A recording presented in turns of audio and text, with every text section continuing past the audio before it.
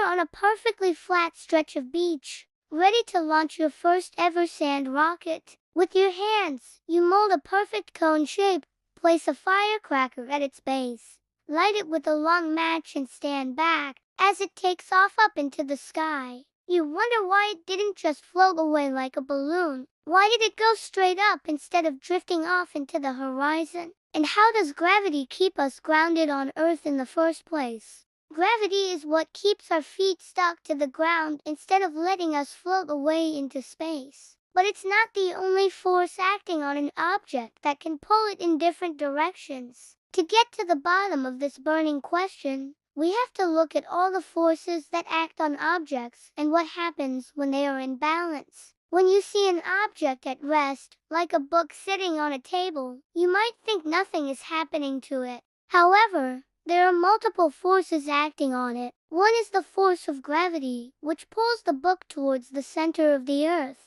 Another is the normal force from the table pushing up on the book. These two opposing forces are balanced, so the book remains at rest. If we remove one of these forces, then the other will no longer be balanced, and the object will accelerate in the direction of the remaining force. If we remove the normal force from our book, then it would accelerate towards the center of the earth or down onto the floor. If we remove the gravitational force, then the book would just accelerate upwards off the table and float away like a balloon. However, these two forces aren't always equal. When you jump, for example, you briefly experience a force greater than gravity. You feel lighter because the upward force from the ground is greater than the downward force of gravity. If the surface you're standing on suddenly disappeared, that upward force would disappear and you'd fall back down to the ground, accelerating towards the center of the earth due to the force of gravity. This same concept applies to our poor little sand rocket. It's made of sand and held together by the forces of cohesion and surface tension.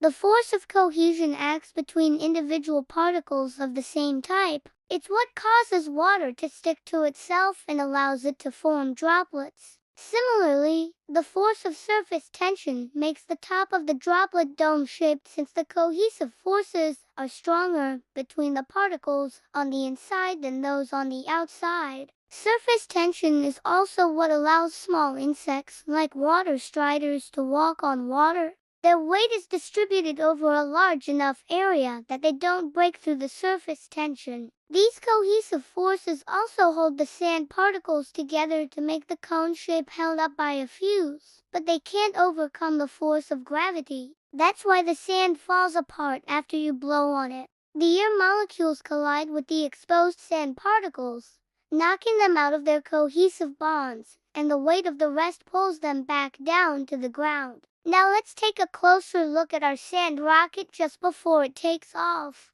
Just like the book, it's experiencing two forces, the force of gravity pulling it down, and the normal force from the ground pushing it up. Since it's not moving, these two forces must be balanced. As soon as the firecracker ignites, though, things change. Hot gases expand rapidly in volume, putting pressure against the walls of whatever container they're in. In the case of a firecracker, that container is the sand, so the gas pressure pushes against the sand, giving it an upward normal force. This upward force is now greater than the downward force of gravity, so the sand rocket accelerates upward. But as the rocket ascends, several things happen. First, more of the fuel burns, creating more gas and increasing the pressure. Second, the hot gases expand in volume, pushing the unburnt fuel out of the way and lengthening the rocket. Third, the mass of the rocket decreases as the burnt fuel is expelled out of the bottom. The acceleration due to the upward normal force depends on the mass of the object and how much force is applied to it.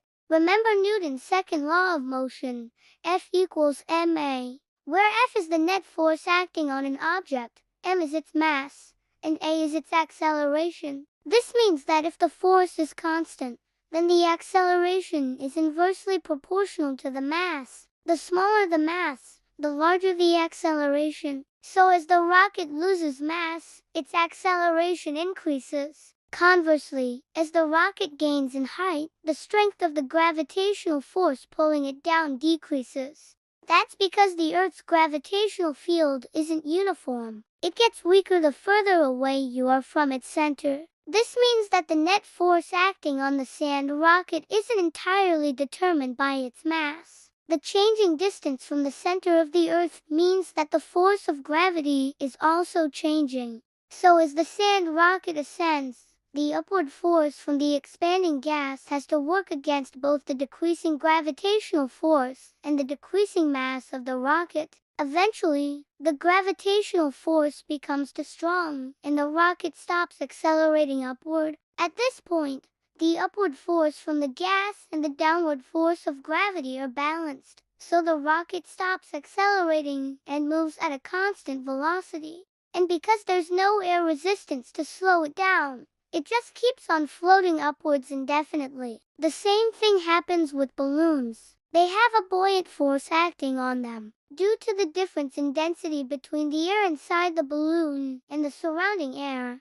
the buoyant force is stronger than gravity until the air inside the balloon gradually leaks out, reducing the buoyant force. Eventually, the buoyant force and gravity balance each other out, and the balloon stops accelerating upwards. So why doesn't the sand rocket just float away like a balloon? Because the upward force from the expanding gas isn't strong enough to overcome the force of gravity. The rocket accelerates upward, but the acceleration is less than if the force of gravity was the only thing it had to overcome. As a result, it reaches a maximum height and then slows down until it stops accelerating and drifts slowly back down to Earth. Gravity is an incredibly powerful force, but it's not the only force acting on objects. There are also forces like air resistance and buoyancy that depend on the properties of the object and the fluid it is moving through. These forces can balance out the force of gravity, allowing objects to float or even fly.